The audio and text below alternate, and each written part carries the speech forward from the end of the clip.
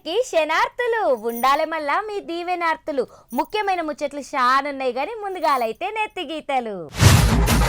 టీచర్లకు ఏత్తరట జీతం కట్టు, టీచర్ల జోలికి అత్తే ఏత్తరట పతిపచ్చ పోళ్ళు ఫైటు. ఖమ్మం పోయిండ్రు ఈటెల మల్లన్న సార్లు, చేత్తాన్రు వాళ్ళ తిప్పలు తీర్చే పనులు. గుల్లుగూల కొడుతుందట కాంగ్రెస్ సర్కారు, హరీష్ రావు సార్ కొట్లాడతాడట బరాబరు. మామ మీద ఇచ్చిండు అల్లుడు కంప్లైంటు, పెట్టలేదట అందరి లెక్క కజ్జికాయలు. పొద్దుగాల లేచి ఇంట్లో ఇంత పూజ చేసుకుంటే మనసు నిమ్మలం అవుతుంది. చిన్నగా దీపం పెట్టినా చాలు ఇంట్లోకే దేవుడు వచ్చినట్టు అనిపిస్తుంది. ఇక గుడికి పోతేనే అబ్బా ఇంటికి సుతం రాబుద్ది కాదుల్లా. గుడి అగరబత్తుల సువాసన, పూలు, పూజలు అన్నీ మంచిగా అనిపిస్తాయి కదా. కానీ గుళ్ళనే కూల్చేస్తే వాటిని లేకుండా చేస్తే ఏం మాట్లాడుతున్నావు అని తిట్టేరుల్లో గరం బాక ముందుకే చెప్పున గిట్ పోయేద్దాం పాండ్రి.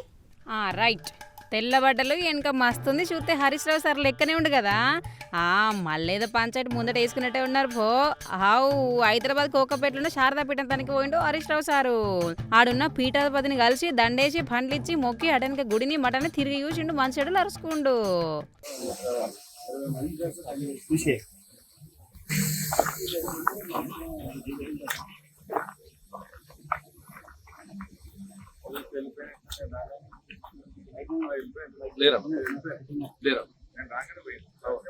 రేవంత్ సర్కార్ ఇడున్న రాజశ్యామల అమ్మవారి గుడిని కూల్చుతందుకు యూత్ అండు ఇదేం కథ ఇదేం కార్గన ఎంత పెద్ద తప్పిదని కడిగిండు హరీష్ రావు సారు.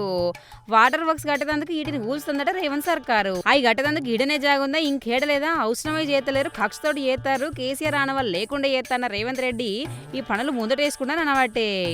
ఈ గుడికి 2 ఎకరాల భూమి ఇచ్చింది కేసీఆర్ ఉన్నప్పుడే కట్టిన గుడి ఇది, అందుకే పగతోటి చేస్తున్న పనిదంటే sir. Rythu Bandhu, fee reimbursement కేసీఆర్కి రాకుండా చేసిండు. అట్లే గుళ్ళు గోపాల సతం గుళ్ళుతారా, ఆటని కూడా ఇడిచిపెట్టరా, మఠాన్ని వదలరని కోపమైండుగా. ఈ దేవాలయాన్ని కూర్చడానికి మీరు ఎలా ఒప్పుకున్నారు అని నేను అడుగుతా ఉన్నా. ఇప్పటికైనా దయచేసి శ్రీధర్ బాబు గారు చొరవ చూపాలి. ఈ మఠాన్ని దేవాలయాన్ని కూల్చకుండా కాపాడండి. పక్కనే రేవంత్ రెడ్డి అల్లుడు రమేష్ రెడ్డి ఆయన అనుయాయులకు ఇచ్చిన 17 ఎకరాల భూమి ఉన్నది. అక్కడ కావాలంటే హైదరాబాద్ మెట్రో వాటర్ వర్క్స్ వాళ్ళకి ఆ ల్యాండ్ ఇచ్చి అక్కడ మీరు ఎంతైనా నిర్మాణం చేయండి, దానికి అభ్యంతరం లేదు. స్థలం లేక కాదు, మీరేదో కక్షతో చేస్తున్నారు. కేసీఆర్ గారు ఈ మఠానికి ల్యాండ్ ఇచ్చారు, కేసీఆర్ గారి హయాంలో ఈ దేవాలయం నిర్మించబడ్డది, కేసీఆర్ గారి ఆనవాళ్లు లేకుండా చేస్తా అని చెప్పి మఠాన్ని దేవాలయాన్ని కూడా కూల్చేటువంటి కుట్రలకు పాల్పడతా ఉన్నావు. ఇలా కేసీఆర్ ఆనవాళ్ళైన రైతు బంధు బంద్ చేసినావు, కేసీఆర్ కిట్టు బంద్ చేసినావు, ఫీజు రియంబర్స్మెంట్ బంద్ చేసినావు, చివరికి ఆ గుడిని మఠాన్ని కూడా వదిలేవా నువ్వు? కేసీఆర్ యాదాద్రి ఇంకిన్ని గుళ్ళు కడితే రేవంత్ ఇండ్లు గుళ్ళు కూల్తుండని గరమైండు. ఇండ్లు కూల్చింది అయింది, గుళ్ళు కూల్చింది కత్తనవా. హైడ్రాన్ ఇండ్లు కూల్చితివి, ఖమ్మంలో కథమైనా మూసితనం మొదలు పెట్టిర్రు. ఇటు గుళ్ళ మీద పడ్డరని గరం కాబట్టి అరిస్తారు. అయితే ఏ మఠమైనా ఏ దేవాలయమైనా కూడా అది హిందూ ధర్మ పరిరక్షణ. నువ్వెట్లా కూలుస్తావు? నీకెవడు హక్కు ఇచ్చాడు? కేసీఆర్ గారేమో అద్భుతంగా యాదాద్రి దేవాలయాన్ని పునర్నిర్మించిండు. ఎన్నో దేవాలయాలు కేసీఆర్ గారు కట్టిండు. చివరికి రేవంత్ రెడ్డి గారు దేవాలయాల్ని కూల్చుతా ఉన్నాడు. ఇండ్లు కూల్చుడు అయిపోయింది, ఇక గుళ్ళు కూల్చడానికి బయలుదేరిండు. హైదరాబాద్ లో హైడ్రా పేరిట పేదల ఇండ్లు కూల్చినావు, నిన్న ఖమ్మంలో ఇల్లు కూల్చినావు, ఇప్పుడు ఇక హైదరాబాద్ నడిబొడ్డున దేవాలయాలు కూల్చడానికి పాల్పడుతున్నావా? ఇక ఇండ్లు అయిపోయినాయి, దేవాలయాల వంత వచ్చినది నీ పాలనలో. ఇదేనా నువ్వు చేసేది? వాటర్ వర్క్స్ కట్టేందుకు మీ అల్లుని జాగి పక్కపండి 17 ఎకరాలు కబ్జా చేసి అల్లునికి ఇచ్చిన వండ్లీ ఏంది, లేకపోతే ఇంకేదన్నా చూడిక మధ్య చేయి. కానీ గుళ్ళు కూల్చుతావా, కథం చేస్తా అంటే ఊకునేది లేదు, ఇడిచేది లేదు. ఎంత దూరం పోతామంటండి సారు. పక్కన 17 ఎకరాలను తీసుకో, ఇది కూడా అక్రమ మైనింగ్. యాక్చువల్ గా హెచ్ఎండిఏ రూల్స్ కు విరుద్ధంగా నువ్వు ORR కు కిలోమీటర్ దూరంలో నీ అల్లునికి ఇంత పెద్ద గుట్టలు అప్పచెప్పి కోట్లాది రూపాయల ప్రజాధనం కొల్లగొడతా ఉన్నారు. ఓపెన్ యాక్షన్ పెట్టచ్చు కదా. ఏ రకంగా నామినేషన్ బేసిస్ లో నీ అల్లునికి 17 ఎకరాలు కట్టబెట్టినావు? అది ప్రజాధనం కాదా? యాక్షన్ పెడితే కోట్ల రూపాయలు ప్రభుత్వానికి ఆదాయం వస్తుండే. యాక్షన్ పెట్టకుండా లోపల కాగితం పెట్టించి 17 ఎకరాలు నీ అల్లునికి ఇచ్చి గుట్టల్ని కొల్లగొడుతున్నావు. ఆ గుట్టలను కంకర చేసి నీ అల్లుడికి చుట్టూ కట్టి అన్ని రియల్ ఎస్టేట్ కంపెనీలు అల్లుని దగ్గరనే కంకర కొనాలని, లేకపోతే నీకు అనుమతులు రావని అక్రమ క్రషర్ పెట్టిస్తావు, అల్లుని కంకర అమిపిస్తావు. ఇదా నువ్వు చేసేది? సరే కానీ అదంతా కాదే హరీష్ రావు సారు, ఆఖరికి ఏమంటావు చెప్పిగా? ఈ పిచ్చి ఆలోచనలు, దేవాలయాలు కూల్చాలనే ఆలోచనను తక్షణమే విరమించుకోవాలని చెప్పి డిమాండ్ చేస్తుంది. హా, దొంగైనా దొరైనా, పోలీస్ అయినా లాయరు, ఎవ్వరైనా సరే చదువుకోవాలంటే టీచరే. ఆ గురువు చదువు నేర్పి సంస్కారం సుత నేర్పుతాడు. వాళ్ళు ఎంతో కష్టపడి చదివి సర్కార్ కొలువు తెచ్చుకుంటారు. ఓ లాయర్ను, అబ్దుల్ కలాంను, సైంటిస్టులను, గొప్ప గొప్ప వెత్తలను తయారు చేసే ఆ గురువుకు ఎంత జీతం ఇచ్చినా తక్కువే అంటారు చాలా మంది. కానీ గీ మన తెలంగాణలో కథ వేరే అయ్యేటట్టుంది. ఇంతకీ ఏమైందంటే, చదువని చెప్పే సార్ అని సంజయ్ సార్ని చూపిస్తారని అనుకుంటురా? బతుకు పాటలు బతికేందుకు ఏం చేయనో బల్లనే బగ్గ నేర్చుకుంటాం. కొలువుల మీద ఆరాటం కోసం బల్లనే చాలవుతుంది పోరాటం. చదువు చెప్పేది సార్లే, అటనికి జిందగీ ఎట్లుండనో ఇండైరెక్ట్గా చెప్పేది సారే. అసంటి సార్ జీతం గురించి మాట్లాడద్దు తప్పంటారు చాలా మంది. కానీ మన తెలంగాణలో విద్యా కమిషన్ ఇలా జీతాలు ఎక్కువ ఉన్నాయి, ఎందుకంతా తగ్గించాలని రేవంత్ సార్కు లేఖిచ్చింది. ఇగో దీని మీద గరమైంది బండి సారు. జీతాలు తగ్గించడం అర్థం కాదు. ఇప్పటికి దేనికోసం తగ్గిమంటున్నారు జీతం? ఇప్పుడు జీతాలు తగ్గిస్తే విద్యా వ్యవస్థ మెరుగుపడుతుందా? జీతాలు తగ్గించమన్నారు, జీతాలు తగ్గిస్తే విద్యా వ్యవస్థ మెరుగుపడుతుందా? విద్యార్థుల భవిష్యత్తు బాగుపడుతుందా?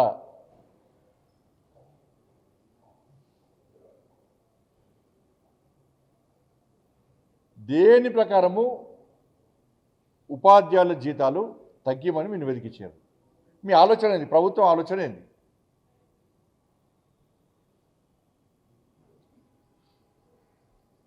వాళ్ళ ప్రభుత్వ పాఠశాలలో చదువుకునేది పేద పిల్లలు, పేద కుటుంబాలకు సంబంధించిన వాళ్ళు ఏం రిపోర్ట్ ఇచ్చారు? 35 మార్క్స్కు పాస్ ఉండే, దాన్ని 45 చేసారు. 45 చేసారు అంటే ఇక పేద విద్యార్థులు ఈ ఉన్న ఈ 10th వరకు మాత్రమే, స్కూల్ విద్యకు మాత్రమే పరిమితి. ఇక పై విద్యలు వాళ్ళు చదువుకునే పరిస్థితి లేదు కావాలి. అది అంటే ఈ పేద పిల్లలు కేవలం ఇక్కడికే పరిమితం కావాలి, ఇక ఉన్నత విద్య చదువుకోదు వాళ్ళు. ఇది వీళ్ళ దుర్మార్గపు ఆలోచన వీళ్ళది. 35 మార్కులు అది 45 మార్కులు పెంచుతారు, తగ్గియండి. ఇక అగో అదన్నట్టు జీతాలు తగ్గించడు, పాస్ మార్కులు పెంచిన మీద గరవైండు. సర్కారు నౌకరు చేసే టీచర్లకు మస్తు జీతాలు ఉన్నాయి, ఎందుకల్లకు అంత జీతాలు తగ్గియాలని విద్యా కమిషన్ చెప్పుడు. ఇటు 35కు పాస్ ఉన్న మార్కులు 45కు చేసుడు ఏందో కానీ సార్ మస్తు గరవైండు పో. దాంతో ఏం ఫైదానో చెప్పరు మీరు. వసతుల గురించి మాట్లాడరు, విద్యారంగం ఏర్పడితే ఎదుర్కొన్న సమస్యల గురించి మాట్లాడరు, విద్యాశాఖకు ఒక మంత్రిని గ్యారంటీ పెట్టడానికి నివేదికలు రాయరు మీరు. అవి ఇవి కనబడి మీకు కళ్ళ కనబడాయి. మీకు టార్గెట్ వాళ్ళు ఉపాధ్యాయులు టార్గెట్. మీకు ఏదో డిఏలు అడుగుతారు కదా, పిఆర్సీ గురించి మాట్లాడుతున్నారు కదా. కానీ ఉపాధ్యాయ వర్గం ఆలోచించాలి. మిమ్మల్ని హేళన చేసే ప్రయత్నం రాష్ట్ర ప్రభుత్వం చేస్తున్నది, అవమానపరిచే ప్రయత్నం చేస్తున్నది. ఉపాధ్యాయ వృత్తి పట్ల సమాజంలో తప్పుడు ఆలోచనలు క్రియేట్ చేసే ప్రయత్నం రాష్ట్ర ప్రభుత్వం చేస్తున్నది. ఇటువంటి దుర్మార్గపు ఆలోచన రాష్ట్ర ప్రభుత్వం ఉంది కాబట్టి దీన్ని ఎదుర్కోవాల్సిన బాధ్యత మీ అందరి మీద ఉన్నది. ఇక సర్కార్ టీచర్ల జీతాలు ఎక్కువ ఉన్నాయి, ఎంబడే తక్కువ వేయాలి, ఇది భరించడం నేరం అన్నట్టు రేవంత్ రెడ్డి సార్కు లేఖ ఇచ్చడితోటి ఈ లొల్లి చాలైంది. టీచర్లకు జీతాలు కాదు, లీడర్లకు కమిషన్లు కట్ చేయరని కొందరంటే చదువు చెప్పే టీచర్ల జోలికత్తే ఊకోవని గులాబీ పార్టీ కమలం పార్టీ వాళ్ళ మాట. రిపోర్ట్ను తీసుకుపోయి మూసిలో వారేయండి. టీచర్ల డిఏ, పిఆర్సీ, రిటైర్ అయిన టీచర్లకు ఇవ్వాల్సిన సవలతులు ఇవన్నిటి గురించి మాట లేదు, మళ్ళీ కోతల మీద కథలేందని బట్టి బండి సారు. వీళ్ళ జీతాల గురించి జరిసే పక్కకు పెడితే ఇంతకు స్కూల్లో ఎట్లున్నాయో చెప్తాడు బండి సార్. అదొకసారి నుండ్రి. స్కూళ్ళు ఉంటే, పాఠశాలలు ఉంటే టీచర్లు లేరు, టీచర్లు ఉంటే పాఠశాల భవనం లేరు, పాఠశాలలు టీచర్లు ఇద్దరుంటే కనీసం వసతులు లేవు. చాక్ పీసులు, డస్టర్లు కొనుక్కునే పైసలు కూడా లాస్ట్ బడ్జెట్ కూడా లేని పరిస్థితి. వాటర్ ఫెసిలిటీస్ లేవు, టాయిలెట్స్ లేవు, స్కూల్ బిల్డింగ్స్ లేవు, లోపల ఫర్నిచర్స్ లేవు, టీచర్ పోస్టులన్నీ ఖాళీ ఉన్నాయి, స్కావెంజర్లు లేరు, డ్రాప్అవుట్స్ ఎక్కువైతున్నాయి. విద్యా విషయంలో విద్యార్థులను ప్రోత్సహించేటువంటి పరిస్థితి లేదు. ఇవన్నీ ఉన్నాయి. దాంతోపాటు ఈ ప్రభుత్వ పాఠశాలలో ఈ పరిస్థితి. ప్రైవేట్ పాఠశాలలో, ప్రభుత్వ పాఠశాలలో. విద్యార్థులు ప్రైవేట్ పాఠశాలలో పోదామంటే ఆ ఫీజులు భరించలేని పరిస్థితి, అంటే ఫీజు రీయింబర్స్మెంట్ ఇవ్వలేని పరిస్థితి. ఇది విద్యార్థుల సమస్యలుంటే టీచర్లకు సంబంధించి వాళ్ళు డిఏలు పెండింగ్ ఉన్నాయని చెప్పి గతం నుంచి అడుగుతూ ఉన్నారు. పిఆర్సీ అమలు చేయమంటే అది లేదు. పదవీ విరమణ పొందినటువంటి ఉద్యోగస్తులకు వాళ్ళ బెనిఫిట్స్ లేవు. ఇవన్నీ కూడా ఈ విద్యా వ్యవస్థలో ఇటు విద్యార్థులు, ఇటు ఉపాధ్యాయులు, వీళ్ళకంటే ఎక్కువ పేరెంట్స్ పడుతున్నటువంటి ఇబ్బందులు ఇవన్నీ కూడా. ఎన్ని తిప్పలున్నా ఓర్చుకొని పిల్లగాళ్ళు చదువుతారు, కట్టమనుకున్న టీచర్లు చదువు చెప్తారు. అయినా మళ్ళీ నెత్తి మీద పిడుగుపడ్డట్టు టీచర్ల జీతం తక్కువ వేయాలి, వాళ్ళ జీతంలో కోత పెట్టాలనే కూతలు నష్టలేవట చాలా మందికి. మరి రేపు పాప ఏమవుతుందో చూడాలి. అబ్బా, మనం గిట్ల కూసున్నప్పుడు మీదికెళ్ళి నోట్ల కట్టలు పడితే ఎంత మంచిగా ఉంటుంది కదా. పోనీ తొవ్వెంబటి పోంగా దేవుడు ఓ పెద్ద పైసల ముఠాను రోడ్డు మీద మనకు కనిపించేటట్టేస్తే అబ్బా ఆ ఊహనే మస్తుందిలే. పోనీ టమాటా, మిరపకాయ చెట్లకు పైసల నోట్లు కాస్తే ఇవన్నీ కానీ లెక్కలు కానీ ఎందుకే భాగ్య అంటారా? ఇదంతా కాదు కావచ్చు కానీ అనుకోకుండా గీళ్ళకు మాత్రం లక్కొచ్చినట్టే ఉంది పో. కానీ ఇంకిందరికి పానాల మీదకి వచ్చిందుల్లా, ఇంతకీ ఏమైందంటారా? పైసలు అన్నారు ఏందో అన్నారు, గిదేంది అనుకుంటారా? అగో గా విమానం కనిపిస్తుంది కదా, అది నిండా పైసలు పట్టుకొని పొంగ కింద పడ్డది. అందులో ఉన్న పైసలు మొత్తం భూమి మీద పడే వరకు ఎవరికి ఏమైంది పాపం అనేది లేకుండా పైసలు తీసుకునేందుకు ఎగబడ్డరు జనాలు. కాపాడేందుకు పోయిన వాళ్ళు తక్కువ, పైసలు అందుకొని పోయిన వాళ్ళు ఎక్కువ. ఆనడెందుకు కానీ నోట్ల కట్టలు భూమి మీద కనిపించడాక ఇంకోల కట్టలు కనిపించాయి కదా, మీరు సుద్ధ గింత చేయకపోతారా ఏంది ఆడుంటే?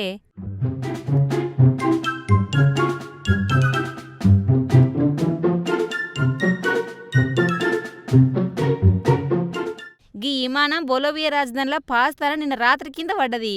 దీంతో 15 మంది జీవనం విడిచిర్రు. ఇక విమానాశ్రయం దగ్గర పట్లనే ఉన్న హైవే మీదనే పడ్డది విమానం. దీంతో ఆడ ఆగున్న కార్లు, బండ్లు తుక్కు తుక్కు అయినాయి. మిలిటరీకి చెందిన కార్గో విమానం ఇది. ఆర్బీఐ బ్యాంక్ నుంచి కడక్ కడక్ నోట్లను పట్టుకపోతున్న గీ విమానం కింద పడటతోటి జనం ఎగగడ్డారు పైసలు అందుకునేందుకు.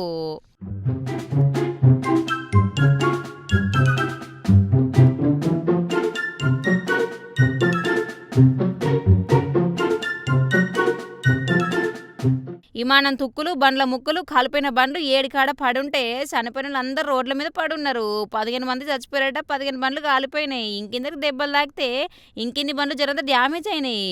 కానీ గీ తీర్లు ఏమన్నా న్యూస్ చూద్దాం జనాలు ఆగకుండా ఎగబడి మరీ కడక్ నోట్లను ఏరుకునే పని పెట్టుకుర్రు. కానీ కాపాడ ఆలోచన చేయలేదు, చూసిర్రా?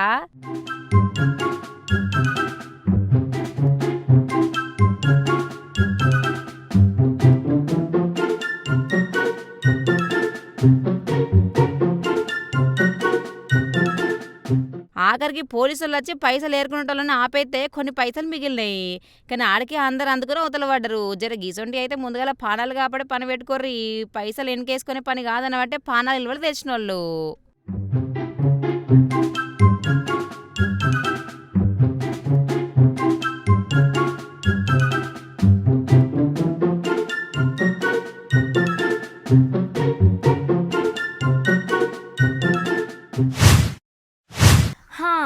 ఇంటికొచ్చిన అల్లునికి మర్యాదలు ఎట్లా చేయాలి?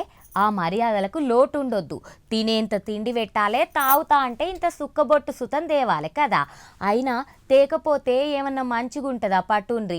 అల్లుడు ఇంటికి వచ్చేదే తక్కువ, మళ్ళా వచ్చినప్పుడు మర్యాదలకు ఏ మాత్రం తీసిపోవద్దు. ఇది సరే కానీ పోలీస్ స్టేషన్లో ఇంత పంచాయతీలు అవుతున్నాయి. ఇలా ఈ నడుమ గీ అల్లునికి గా పోలీస్ స్టేషన్కి సంబంధం ఏందనుకుంటుండ్రా? నడుండ్రైతే ఇందాం ముచ్చట. కోడి పోయింది, బర్రె దొరుకుతలేదు, పెన్లో అన్నం పెడతలేదు, బిర్యానీ పువ్వు వండతలేదు, పక్కోళ్ళ కూడా ఎక్కువ కూతుంది, నిద్ర ఓనితలేదు, బల్పం పోయింది, పెన్ను పోయింది, పెన్సిల్ పోయింది. అవు గీసొంటి కేసుతో వచ్చినాయి స్టేషన్లకు. అచ్చం అసొంటిదే వచ్చిందట లాలపేట పోలీస్ స్టేషన్ పోలీసార్లకు.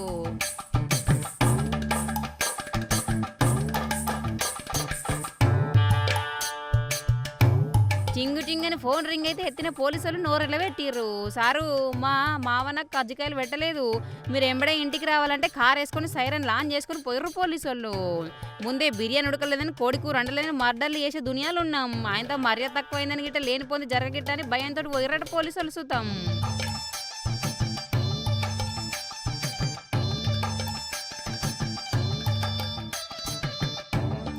ముగ్గురు అల్లుని ఇంటికి పిలిచినట మామ. అల్లుళ్ళు అత్తారని కజ్జికాయలు లేపించినట. కమ్మగా వేసిరో నిగనలు ఆడుతున్నాయని ఇద్దరు అల్లులు తిన్నారు కానీ చిన్నల్లుడు పాపం తినలేదట. అరే ఏమైంది చిన్నల్లుడికి నచ్చలేదా అంటే కాదు, ప్లేట్ల కజ్జికాయలు లేవు, ఆయనకు పెట్టలేదట. అయినా వచ్చిన ముగ్గురు అల్లుళ్ళకు సమానంగా పెట్టడానికి ఇట్లా ఇద్దరికి పెట్టి ఇంకో మనిషికి పెట్టకపోవడం ఏందో పొర్రి.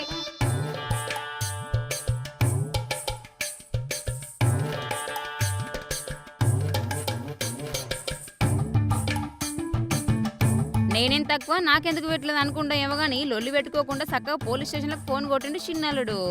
ముఖం మీద కొట్టినట్టు బిడ్డను తీసుకొని పోతే అయిపోతుండే, లేకపోతే కిచెన్లకు పోయి తింటే అయిపోతుండే, లేకపోతే పెండ్లాన్ని పెట్టుకుంటే అయిపోతుండే. గింతదానికి 100కి ఫోన్ కొట్టాను అనబట్టే కొందరు. కొలువు ఎత్తలేడో సంపాదన తక్కువ ఉందో అందుకే ఇద్దరికి ఇచ్చిన ఇల్వ చిన్నోనికి ఇయ్యలేదు. అయినా వాళ్ళ తర్వాత వచ్చిన అల్లుడై మరి అందరితో సమానంగా ఇయ్య గిదేం కథ మామ అనబట్టే ఇంకిందరు.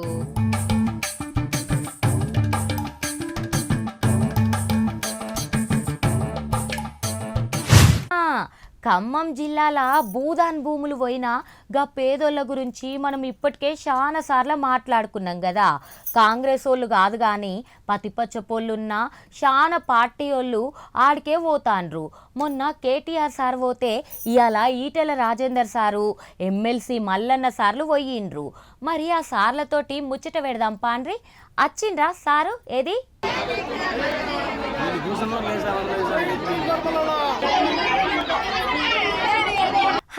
రైట్ వచ్చిండు సారు. కాదే మల్లన్న, మన తెలంగాణ మొత్తంలా గీళ్ళతాననే భూదాన్ భూములున్నాయా? ఇంకా ఏడ లేదా? ఎవలుంటలేరా? అన్నీ ఖాళీగానే ఉంటానయా?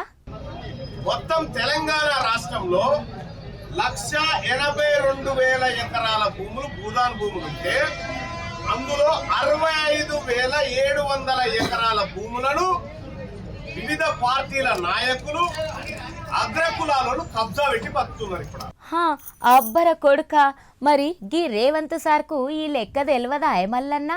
ఓ ఎగేసుకొనొచ్చి ఆఫీసర్లుగా ఏం లేనోళ్ళ ఇండ్లు కూలగొట్టి వాళ్ళ కడుపుల మీద కొట్టే. అవుగాని మల్లన్న, గీ మహేశ్వరంలో ఉన్న నాగారంల సుతుండేగానే భూదాన్ భూములు అన్లెవలుంటాన్రే? మహేశ్వరం పక్కన ఉన్న నాగారం గ్రామంలో భూదాన్ భూములను ఐఏఎస్ ఆఫీసర్లు ఐపీఎస్ ఆఫీసర్లే కబ్జా పెట్టారు.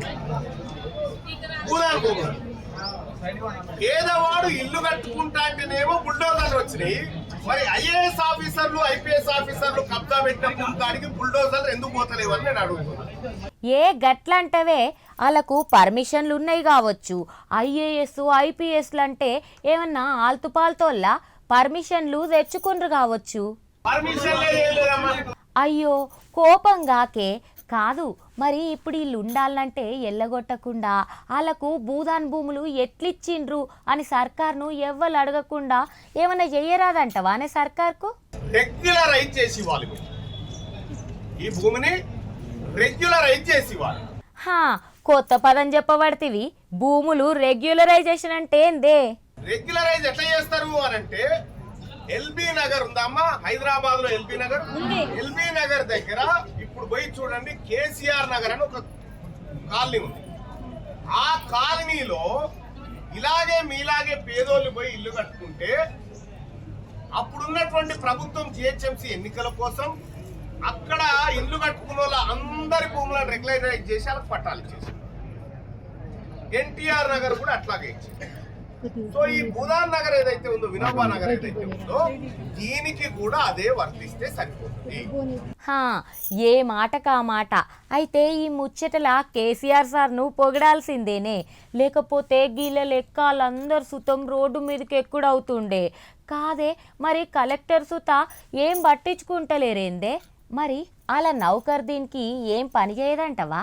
ప్రభుత్వం వెంటనే మీకు పునరావాసం కల్పించాలి, మీకు ఆర్థిక భద్రత కల్పించాలి, మీ ఆరోగ్యాన్ని ఇవన్నింటినీ కూడా ప్రభుత్వం పరిశీలించాలి. ఇది కలెక్టర్ ఉన్నటువంటి బాధ్యత, కలెక్టర్ చేయాల్సినటువంటి పని. ఇక్కడ మిమ్మల్ని ఇక్కడ వారేసి కలెక్టర్ వేరే క్యాంప్స్కి వెళ్ళిపోయింది. ఇక్కడ మీ భూములు కూలగొట్టి ప్రభుత్వం అటువంటి చూస్తలేదు. అదంతా సరే గాని తెలంగాణ రాజ్యాధికార పార్టీ తరపున మీరీడికి ఏం చేసేటందుకు వచ్చిండ్రే సారు? మరి కలెక్టర్ సార్ తోటి కూర్చొని జర నచ్చ చెప్పకపోయినవా? ఇక్కడ తెలంగాణ రాజ్యాధికార పార్టీ తీన్మార్ మల్లన్నగా మేమందరం కూడా, మా జానయ్య గారు కానీ, మా హరిశంకర్ గౌడ్ గారు కానీ, మా రజనీ గారు కానీ, లేకపోతే మేమందరం కూడా నరసయ్య గౌడ్ గారు కానీ అందరం కూడా వచ్చి దీనిపైన ఎంక్వైరీ చేయడం కోసం నేను కలెక్టర్ గారిని టైం అడిగాను. అడిగితే ఇత్తరా? అంత సింపుల్గా ఇచ్చిండా అనే ఎమ్మెల్సీవి అత్తవి మరి.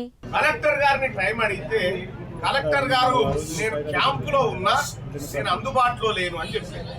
సరే, ఆఖరికి కలెక్టర్ సారు కూసుంటా అండా, మాట్లాడతా అండా, అపాయింట్మెంట్ దొరికిందానే? నేను కాసేపట్లో కలెక్టర్తో మీటింగ్ చేయబోతా ఉన్నా, కాసేపట్లో కలెక్టర్తో మీటింగ్ లో కూర్చోబోతా ఉన్నా.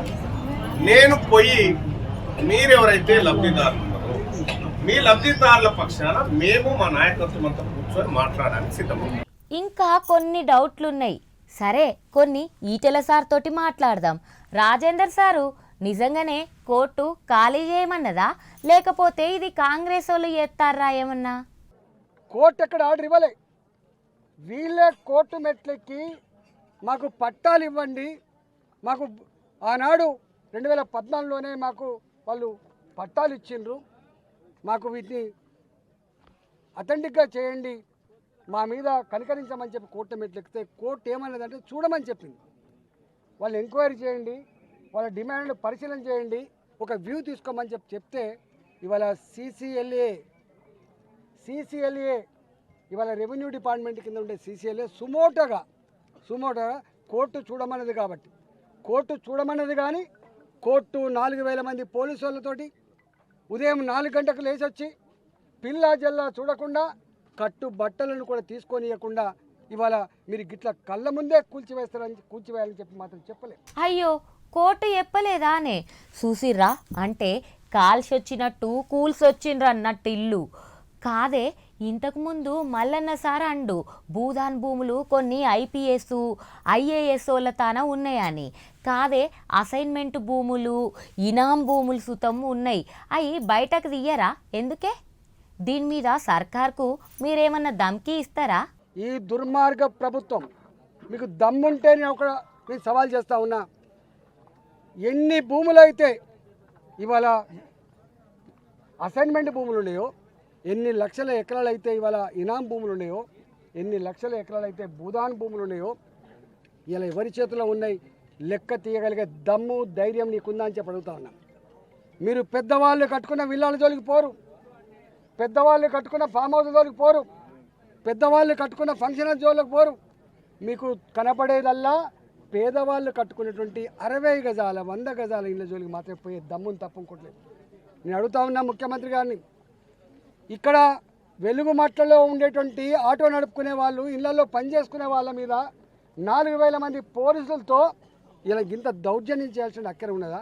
ఇదని శత్రుదేశమా? ఇదేమన్నా వీళ్ళైనా శత్రువులా వీళ్ళు? అంటే పేదల పట్ల మీకుండే వైఖరి ఏందో, పేదల పట్ల మీరు అవలంబించే తీరేందో దీన్ని బట్టి అర్థమవుతా ఉంది కదా. నువ్వు మాట్లాడితే నిజమే అనిపిస్తుందే ఈటల సారు. ఏమో గా మల్లన్న సార్ అన్నట్టు రెగ్యులరైజేషన్ చేసినా మంచిగుండు, లేకపోతే ఇంకేడనన్న ఇచ్చినా మంచిగుండు పో పాపం.